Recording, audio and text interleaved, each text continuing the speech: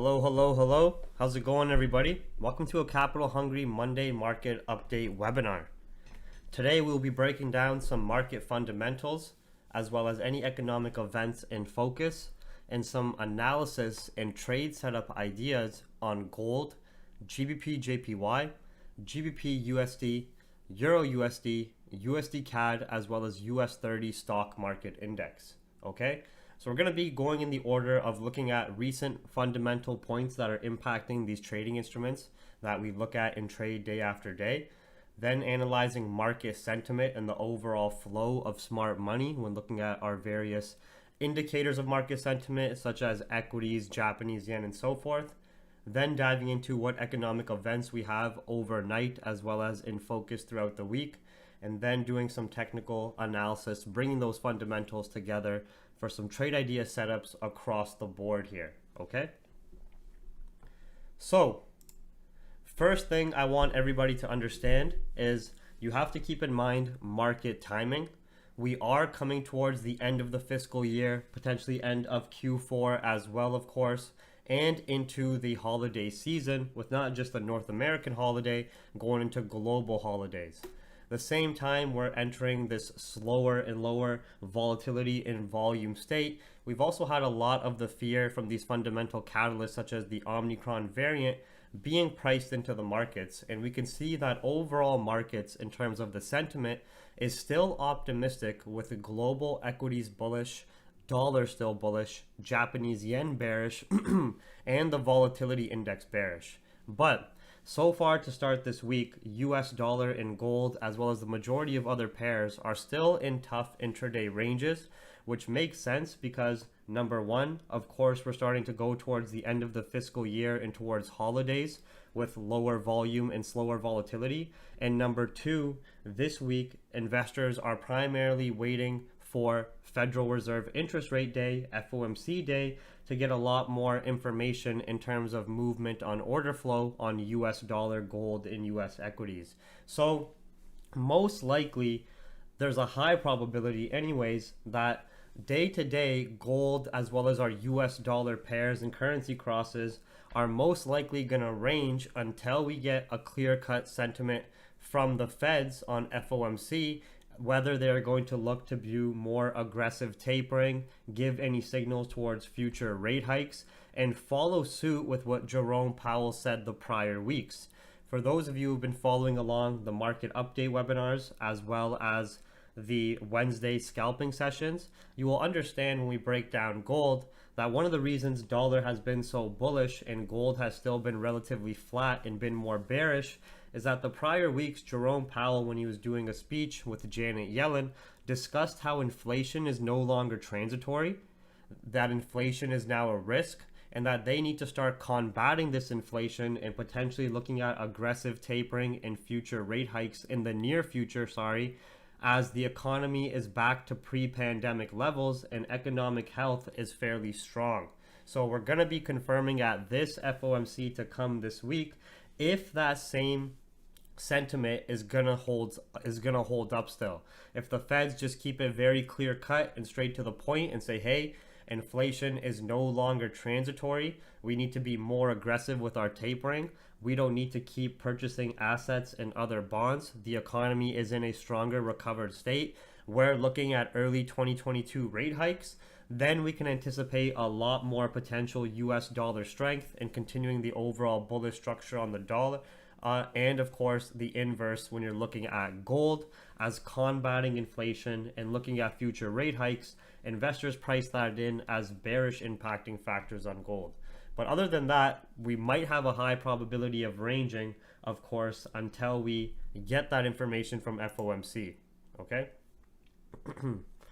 In terms of market sentiment, you can see that we've still been playing the optimistic sentiment. For example, when you're looking at majority of equity markets across the board with Japan, US 30 for the USA, UK 100, German DAX, Asia Pac market, it's only China that's been slumped because they've been going through their own personal economic issues if you guys have been reading into that. But the majority of other global region stock markets have been bullish. So any of the short-term fear spikes that we had from the Omicron variant, which are highlighted in these red boxes, did nothing but create pullbacks as buyers took profit from all-time highs being printed. That Omicron fear being very short-lived, creating a pullback to a more favorable demand zone, and that dip getting bought up as stock market buyers almost start to extend into the Christmas rally. So you can see the flow of smart money, and you can see that there is still confidence in investors flooding in buy orders within the equity markets. Even though we're starting to get a bit of a slowdown at the highs again, global stock markets are still healthy and bullish as a lot of the Omicron fear has been priced in. For those of you who don't know, the vaccine companies last week also said that the current vaccines do look effective for the Omicron variant, but they are looking to enforce a third booster to increase its protection rate, yada, yada, yada. I don't really believe in all the vaccination bullshit. All I care about is the market impact. So when the vaccine companies came to the scene and also reiterated the fact that it's a low symptom, low risk variant and current vaccines may be effective for it, you just need a third booster. In terms of market impact, that alleviates a lot of the fear, uncertainty, doubt, and pressure. And you can see equity markets are still bullish. US dollar is still bullish on the market optimism, as dollar has been bullish for months now, as investors have been starting to price in the future rate hikes to come, as well as the tapering process the Federal Reserve has done. The Japanese yen, which has been strictly following market sentiment and has been behaving with its safe haven properties, you can see as a safe haven, it's been more bearish as more of the demand has been within the equity markets, and Japanese yen is still bearish with the potential to revisit these lows, and the volatility index is bearish.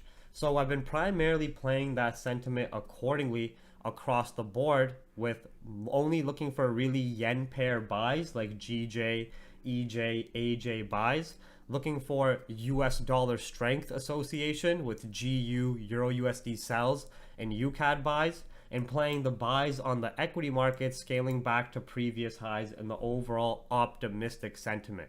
Okay, so keep this in mind that I'm still sticking to the sentiment of US dollar strength, of Japanese yen weakness, and strength in the global equities markets, right? But we have to understand that we will be potentially having lower volume and slower volatility up until FOMC. So if we just continue to range up until there, don't be surprised. Scalp those conditions accordingly, grab your piece and get out. Okay, so in terms of economic data on the docket, before we jump into our fresh analysis, so overnight at pre-London hours, which will be impacting GBPUSD, GBPJPY, and other GBP pairs, we have some labor market data from the UK with the unemployment rate and employment change figures.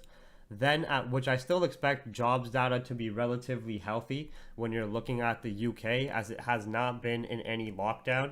Yes, there's been some potential restrictions coming with this whole Plan B that Boris is talking about, but overall, labor market data across regions and across the world has been rebounding as long as that country is not dealing with an economic lockdown, okay? Then at 5 a.m. Eastern, during the new 4-hour candle, we have industrial production figures for the Eurozone, yearly and monthly, where there's an expectation for an increase on the monthly, except for a decrease on the yearly. So we can get some potential whipsaw data, which will most likely keep Euro pairs relatively ranging, especially when you're looking at EURUSD and EJ. At 8:30 a.m. Eastern, we have inflation from the PPI perspective, Producer Price Index. This is obviously still going to be high and very similar to the CPI reading we saw last week from the US side, and they're expecting a high reading across the board. So obviously that's still going to have its impact on the US dollar and gold, and most likely will have a similar impact that the CPI report did, which still kept gold relatively bearish and still kept the dollar relatively bullish for the most part, as investors have been primarily focusing on the information on the information that was given from the Feds. Then we have this economic data through Asian session. which we don't really focus on, but China economic data at 9 from the mainland, and then of course New Zealand, GDP, industrial output, and retail sales. Now, let's look at our analysis, shall we? And bring together the fundamentals and technicals. So this is gold, where I'm still expecting this overall historical repetition to take place that I discussed time and time and time again, but it doesn't hurt to repeat myself as the YouTube community is a little bit retarded, right? So here you can see during the 2008 financial crash, we had this upside rally as interest rates were low, you had an economic crisis, inflation was also high at this time until you peaked all-time highs. Then you start to create this stronger supply zone and enter this consolidation phase for an extended period of months, failing to break the bearish market structure that starts to get created. And as the Federal Reserve starts to look at tapering stimulus support, looking at interest rate hikes and so forth, you can see you have this downside move to the lower side of this demand zone. And as the Feds increase interest rates and so forth, you get this bearish market structure for an extended period of time until you have more buy orders collected from an institutional perspective from a better demanded price point. But what I'm trying to summarize is as the Feds talk about more aggressive tapering, give some potential future rate hike signals, and start to talk about the economy being rebounded at a pre-pandemic state, gold's demand is going to drop, of course, as a precious metal safe haven and also as inflation is being combated, and we should see the same type of pathway of price take place, right? So I'm still bearish on gold, and you can see the last weekly candles, this upside play has been completely faded out as we had a lot more sell orders collected, impulsive, aggressive, bearish candles, and still have some very solid bearish price action that's going to be primarily dependent on FOMC, where if the Feds confirm this week that they're going to do more aggressive tapering, look at early 2022 rate hikes, and the economy is stronger rebounded, my expectations is for this weekly candle to turn bearish and start coming down to the 1740s and 1720s. But in terms of the intraday timeframes, you can see we're just in this consolidation range and zone, okay? Right here. But what I want you to understand is the fundamental catalysts that are still at play. This is when Joe Biden selected Jerome Powell to be the Federal Reserve head again. This is when Jerome Powell had a speech with Janet Yellen where he discussed the potential risks of inflation and how the economy is a lot stronger. From this fundamental catalyst, we led into an intraday low. From this fundamental catalyst, we led into an intraday low. When you're looking at the intraday bearish price action based on these fundamental catalysts, I can't be bullish on gold unless we were to break above 1810s.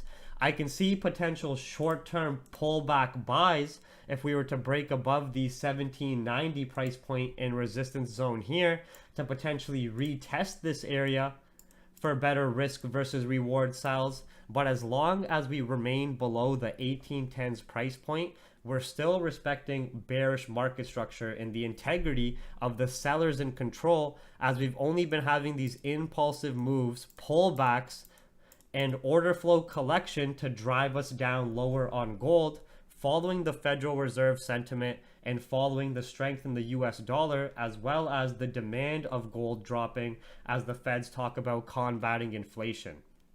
Okay, so we can see for the time right now, we're in this consolidation zone though, right? For the last couple of weeks, of course, for the reasons stated to you. So you can see that you don't really want to fight this consolidation zone. And we can obviously see some clear price points of interest that we can use for some short-term trade ideas. So when I'm looking at gold here, I'm still primarily sticking to the sell side bias and the bearish bias, and have been for a few weeks now, okay? But within this consolidation zone and range and the way that gold behaves, it's very normal for gold to do aggressive pullback plays before collecting more sell orders and continuing down. For example, this was a pullback play to collect more sell orders. Another pullback play, another pullback play. You start to get the point, right? And this is just looking at this piece of market structure as an example. You can go look at any other piece of bearish market structure and you can see these aggressive. For example, let's look at this. Previously, you can see this stretch gold did from 1820s down to 1740s, right? As you're still having sellers continuously print lower lows, you still get these aggressive pullback plays that can extend hundreds of pips, or these consolidation zones that don't break the overall bearish market structure. They are just collecting more sell orders before possibly continuing down, unless you have a fundamental catalyst to shift otherwise. So market structure isn't based on lines on a chart, it's based on specific price points of interest. When I'm looking at gold, we had this low printed here, and then from this price sensitivity area here is where we had sell orders flood the market that led to new lower lows being printed. That's why I can see some short-term pullbacks up to the 1810s, but really it would still just be setting up some better risk versus reward sells, especially with the expectations that the Feds are going to be more aggressive with tapering, potential interest rate hikes, and talking about economic recovery. Okay? But obviously that stuff's later in the week. So in terms of when we're looking at gold now, these are the trade ideas I can see. If we were to break above 1789 again this time and 1795, I would be looking for short-term pullback buys to retest 1803 or 1812 high risk, high reward sell zones described here and here. Okay? So just in the short term, as obviously we don't have FOMC till Wednesday, if we still continue this stretch of bullish price action and pullback from the lows, break above 1789, I can see some pullback, short-term pullback buys to look to set up until we get the high risk, high reward sells continuing with the overall trend. Or if we just continue now and break below 1781, we're looking for the sells and breaks below 1772 sells. Okay? So the reasons for mainly the sell bias is following the sentiment given by the Federal Reserve, the market optimism, which decreases the demand of gold as a precious metal safe haven, the US dollar strength, and of course the bearish market structure still being respected below these 1812s and 1803 price points on the intraday and higher time frames.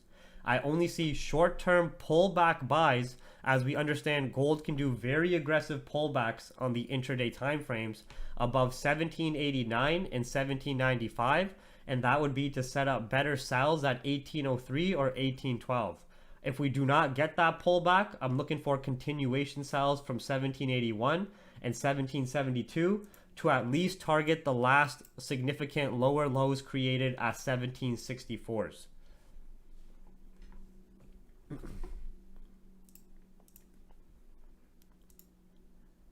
Now, when we're looking at GBPJPY, we can see that again, as we're coming towards the end of the fiscal year, as we're coming towards the holidays, as investors are on the sidelines, not just waiting for the Federal Reserve sentiment, but also the Bank of England rate decision and statement as well, we can see that GBPJPY is also primarily ranging. But don't forget that GJ is still respecting this very strong daily demand zone,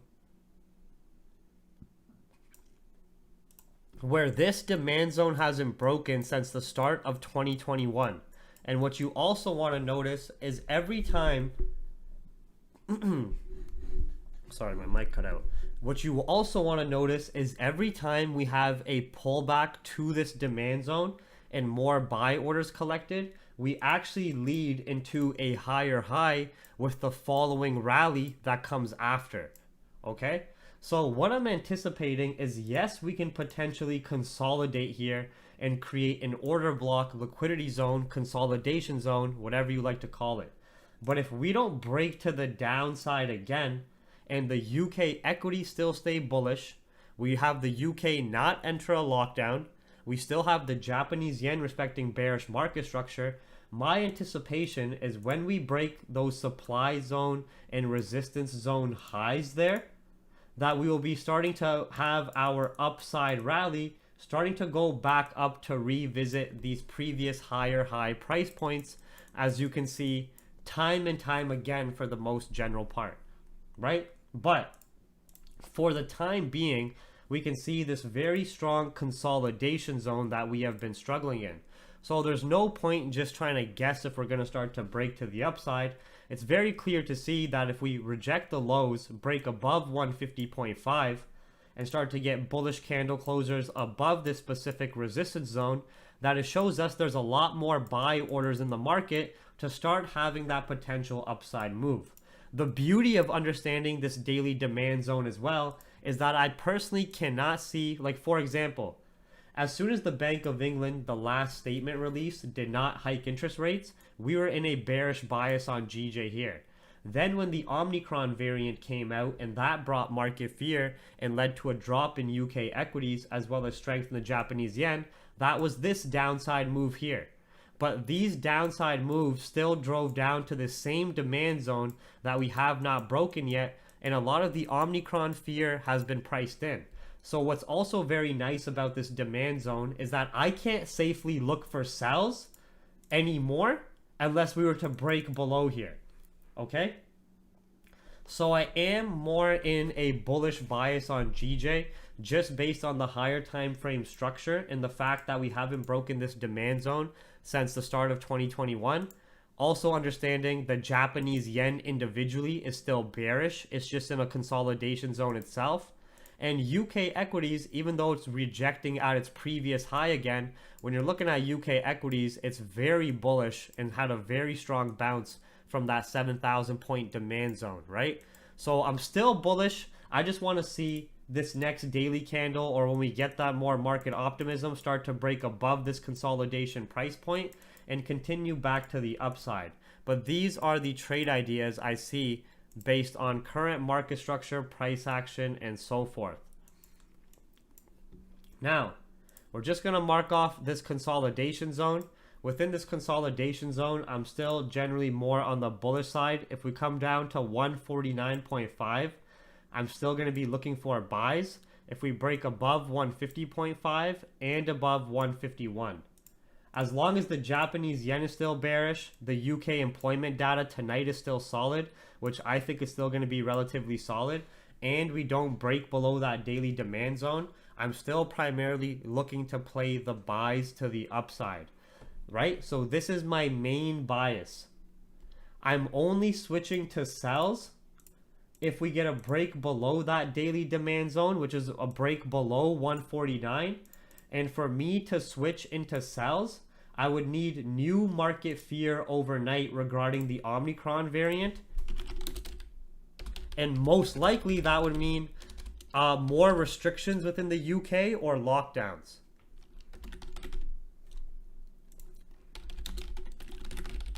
Okay? So unless we get UK going closer into lockdowns or more restrictions that can impact economic activity, or new fear regarding Omicron. What would be new fear? If they would have to say that they've done more medical studies, scientific studies, and this variant is more dangerous than Delta and the previous. It's gonna need a new vaccine. The current vaccines are not effective for it. We see other countries go into lockdown and so forth. Unless we get those confirms, I cannot see safe sells, and we need to break below 149 daily demand zone technically too. Okay? But stay adaptive, because at the end of the day, we don't make up these headlines, right? We are the retail traders who have fundamental technical information, have to stick to our trading plans and follow the market accordingly and stay adaptive. A great way to do this is by following the Capital Hungry Twitter page, which posts 27,000 headlines and is posting news headlines all day and all night. Links in the description.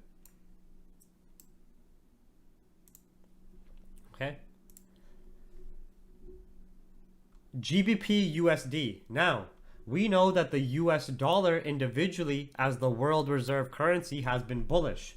Why has it been bullish? Well, for the last few months, the Federal Reserve, which primarily controls the money supply, demand, and so forth, and movement of the US dollar, has been talking about starting stimulus tapering, potential future rate hikes, economic rebound, and giving those signals for the last few months. As they are giving those signals and rumors, investors jump ahead of the curve and start to price in these events, and we can see the US dollar has been more bullish. Now the US dollar is in a consolidation zone, but on the intraday time frames, I'm still bullish above 95.5. And even if the dollar was to do a deeper liquidity grab, when you're looking at the overall structure of it, the US dollar could easily come down to 95 flat and still be maintaining the higher time frame bullish market structure, just doing a pullback. But right now, it's just creating a consolidation zone as investors are on the sidelines, of course, waiting for the Federal Reserve interest rate. If the Feds follow suit with my expectations and actually talk about combating inflation, doing more aggressive tapering, near-term 2022 rate hikes, this will be a bullish fundamental factor for the dollar continuing its bullish run. As the US dollar is the world reserve currency, it holds a lot more weight in whatever currency pair it's in. That's why even if euro might be holding some strength or GBP is holding some strength against the yen, if the dollar's bullish, GU still going to be respecting bearish market structure. Same thing with euro USD. USDCAD will be the inverse and bullish. Okay, so on GBPUSD, we can see on the intraday time frames, we've still had this bearish market structure respected for the most part. We've still had sellers continuously printing lower lows, driving price down lower, only having some short-term pullback phases before continuing to the downside. We can see right now in terms of technical price points, we're sitting at the previous lows, so we need a break below here to continue to play with the trend. But in terms of GBPUSD, we had some nice sells play out today from 1.327 as well. I'm still primarily on the sell side bias. As long as US dollars holding strength, the smart money is still following the Federal Reserve sentiment. We can see that US dollar strength outweighs GBP and euro and creates some very nice bearish price action and bearish market structure. I would still be looking for sells in these areas regardless of pullback, or break below key level sells, break below these last previous low sells. Playing the US dollar strength, bearish market structure with sellers in control, sellers continuously printing lower lows, only having pullback phases as sellers profit take out of the market and push price up to a bit more favorable supply zone and collect more sell orders and drive down. Okay, this is my main bias. I would only switch out of this bias with a technical break and retest above 1.33100 and a fundamental catalyst to bring US dollar weakness. So this is the only way I would switch into a buyer bias, is above this price point, breaking the bearish market structure and confirming dollar index individual weakness. All right. Euro USD, same idea as GBP USD. We can see primarily as US dollar, when you're looking at the dollar index, has been extremely bullish. Euro, regardless of the optimism, cannot outweigh the strength of the world reserve currency and the world business currency. We're having sellers continuously printing lower lows, having pullback phases that only go to collect more sell orders, and driving price down lower and lower. You can see we had this pullback phase here where we had this low printed by sellers, a pullback, more sell orders collected in this area that drove us down to these lower lows, right? From here, we had another pullback from this exact same supply zone that is still maintaining the bearish market structure and the integrity of sellers in control. As long as we stay below this supply zone and dollar is still bullish, my anticipation is that we should eventually drive down to revisit these lows and continue the bearish market structure and bearish trend. This is especially the case if dollar remains above 95.5 and 95 and continues to respect its individual bullish market structure with the fundamentals stated, okay? So when I'm looking at EURUSD, even if we were to get a deeper pullback to 1.331, I'd still be looking for sells. Breaks below 1.25 sells, I want to target these previous lows as a range target. Okay? I would only shift out of the seller's bias, similar to GU, if the US dollar weakens, we break above these rejection points here and break above 1.385, and that would still be short-lived buys up to retest deeper pullback sells, still playing the bearish market structure. So I only take any short-term buys and fight against the trend above 35385, and that would still be looking to set up better risk versus reward sells. Because the majority of the time I'm showing you guys the 1 hour and 4 hour time frame, because I'm trying to keep these very short and sweet. I'm trying to just give some trade ideas for the next following sessions and also potentially for the entirety of the week if the market structure and so forth is respected. In Capital Hungry, we look at the higher time frames a lot. If you guys look at the weekly time frame, daily time frame on GU, EURUSD, you're going to see it's very bearish because of the fundamentals stated. Yes, you get some aggressive pullback plays and you can play those pullbacks accordingly, but I only counter trend trade with more confirms, being this potential setup here. Normally, I'm just looking, if we have a pullback, I'll let the pullback happen and wait for the confirms of exhaustion of the pullback and jumping back in with the main trend, as it's always easier to trade with the trend. The trend is your friend, right? Especially when you're trading with the technical trend that lines up with the fundamental bias and trend. Then you have this double whammy of confirms. You're just patiently waiting for price points of interest to execute and take advantage. Okay? Now, USDCAD is the inverse. We have very nice bullish market structure. We have buyers continuously printing intraday higher highs, and from these higher highs having pullback phases as they profit take out of the market, where these pullback phases go to retest a previous low demand zone and price sensitivity area to have buyers jump back into the market and continue back up to the highs and potentially higher, right? So very nice bullish market structure. We can see we're breaking back above the previous highs at 1.27. It looks very healthy to revisit 1.285 and potentially higher here when we're looking at USDCAD, okay? We also took advantage of this during our New York session. We were looking for the buys above this medium-term zone, playing, of course, the bullish market structure and price action, okay? So USDCAD, higher time frames, intraday time frames, bullish price action, bullish market structure, US dollar individually holding strength, oil starting to consolidate more and slow down after its aggressive bounce. Any pullbacks to 274, 1.27 flat buys, or the safest buys above previous highs printed 1.283.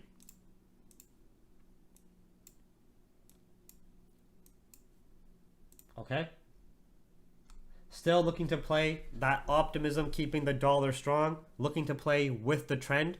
We can also confirm the flow of smart money through the markets and also confirm the dominance and weight the dollar holds, as USDCAD is almost the inverse of GBPUSD or EURUSD in terms of the structure, right? So that US dollar strength is clearly evident as it's keeping dollar against the CAD bullish, and it's keeping GU and EURUSD relatively bearish. And you can confirm these with those various indicators, looking at the flow of the money through the entirety of the market and the various commodities and other asset classes, right? You can use these correlations to your advantage for extra confirms and confluences. All right, last but not least, the extremely bullish US 30 stock market index. No point fighting the Federal Reserve. All you've had for the last 2 years, not just a year, not just a year and a half, for the last 2 years almost, is buyers printing highs, pullback phases, and continuing to the upside. We also had this pullback phase come back to the same exact demand zone, where every time we've come to this demand zone and had buy orders collected here, we actually lead into higher highs being printed by buyers as well.